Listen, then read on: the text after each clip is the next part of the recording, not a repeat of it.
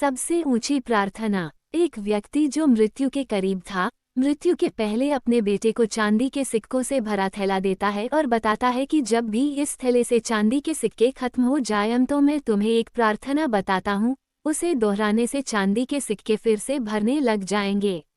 उसने बेटे के कान में 4 शब्दों की प्रार्थना कही और वह मर गया।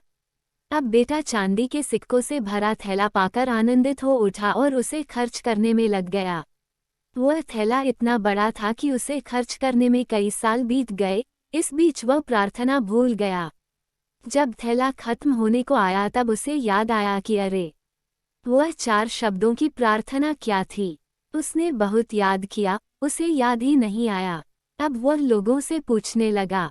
पहले पड़ोसी से पूछता है कि ऐसी कोई प्रार्थना तुम जानते हो क्या, जिसमें 4 शब्द हैं।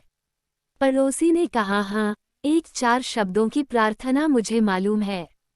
ईश्वर मेरी मदद करो। उसने सुना और उसे लगा कि ये वे शब्द नहीं थे, कुछ अलग थे। कुछ सुना होता है तो हमें जाना पहचाना सा लगता है। फिर भी उसने वह शब्द बहुत बार दोहराए, लेकिन चांदी के सिक्के नहीं बढ़े तो वह बहुत दुखी हुआ। फिर एक फादर से मिला, उसने बताया कि ईश्वर तुम महान हो। ये 4 शब्दों की प्रार्थना हो सकती है, मगर इसके दोहराने से भी थैला नहीं भरा। वो एक नेता से मिला, उसने कहा ईश्वर को वोट दो। ये प्रार्थना भी कारगर साबित नहीं हुई। वह बहुत उदास हुआ। उसने सभी से मिलकर देखा मगर उसे वह प्रार्थना नहीं मिली जो पिताजी ने बताई थी।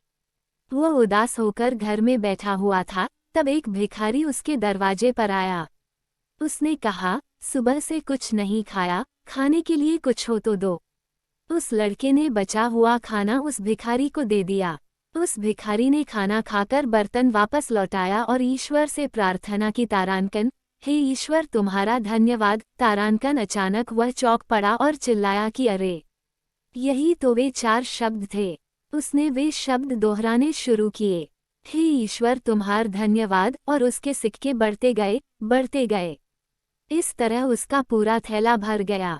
इससे समझे कि जब उसने किसी की मदद की तब उसे वह मंत्र फिर से मिल गया, हे ईश्वर तुम्हारा धन्यवाद। तारांकन यही उच्च प्रार्थना है, क्योंकि जिस चीज़ के प्रति हम धन्यवाद देते हैं वह चीज़ बढ़ती है।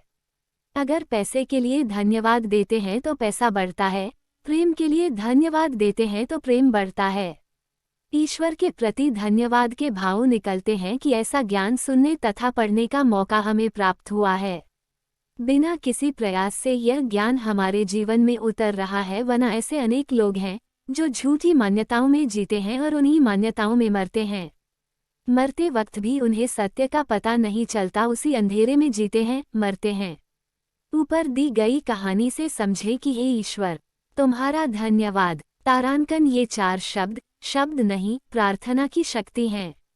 अगर यह 4 शब्द दोहराना किसी के लिए कठिन है तो इसे 3 शब्दों में कह सकते हैं, ईश्वर तुम्हारा धन्यवाद। तारांकन ये 3 शब्द भी ज्यादा लग रहे हों तो सिर्फ एक ही शब्द कह सकते हैं, धन्यवाद। तारांकन आइए हम सब मिलकर एक साथ धन्यवाद दें उस ईश्वर को जिसने हमें मनुष्य जन्म दिया और उसमें दी 2 बातें, पहली सांस का चलना, दूसरी सत्य की प्यास। यही प्यास हमें खोजी से भक्त बनाएगी। भक्ति और प्रार्थना से होगा आनंद, परम आनंद, तेज आनंद। तारांकन धन्यवाद। तारांकन।